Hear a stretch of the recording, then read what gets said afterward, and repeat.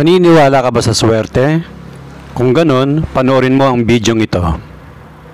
Hi everyone, I'm Virgil Bautista. Welcome to my YouTube channel.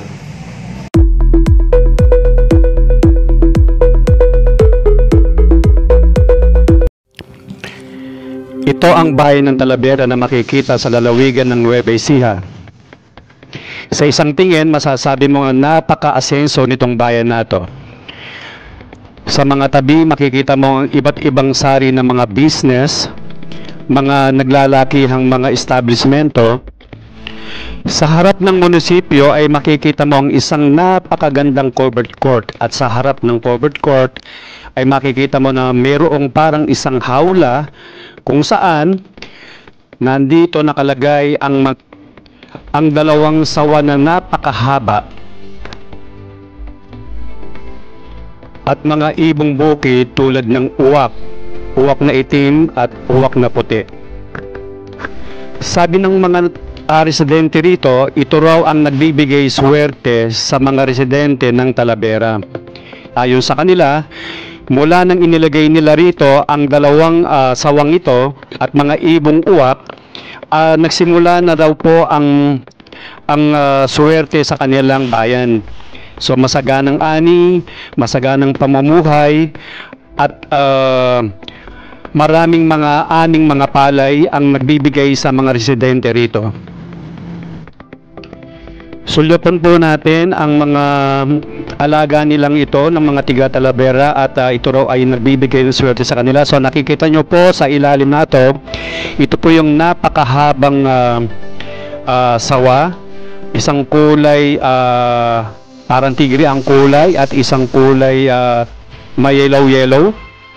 Pagmasdan po natin mabuti, ayan po yung kanyang ulo. Hindi ko lang alam kung ano ang sukat nito, pero ang may sabi para raw siyang 24 feet ang haba. So mula daw po nung nilagay nila rito, nagdati nga na ang mga swerte. Sabi nga ng iba, hindi po ba kapag may ahas sa bahay, swerte raw. So siguro ganun din po yung kanilang mga pamanihin dito, kaya sila naglagay ng ganitong ahas. Actually nakita lang daw po nila ito na gumagapang sa malapit sa munisipyo, kaya kinuha nila at inalagaan. So ngayon nakikita niyo po ang haba na nila, napakalaki, at kung siguro makita mo ito sa labas na wala sa kanyang kulungan, matatakot ka. At marami daw pong mga ani ang kanilang nakukuha sa bukirin mula nung nandito itong mga sawa na ito. So, sa buhay, kanya-kanya po tayo ng paniniwala. Sabi nga, may nagidepende sa swerte, may nagidepende sa trabaho para umasenso. Pero siyempre kung hindi ka kakayod, hindi ka kakain at wala kang aanihin.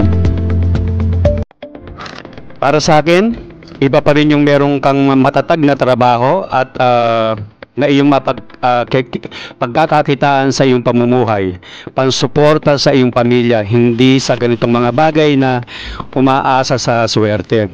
So siyempre kanya-kanya po tayo ng paniniwala. So kayo na po ang bahalang magtanto sa aking video kung maniniwala kayo o hindi. Nasa sa inyo po yan. Pero sa mga tiga Talavera, yung mga residente dito, sila ay naniniwala na itong dalawang sawang mahaba na ito, sila ang nagbibigay swerte sa kanilang mga bukirin. See you on my next video.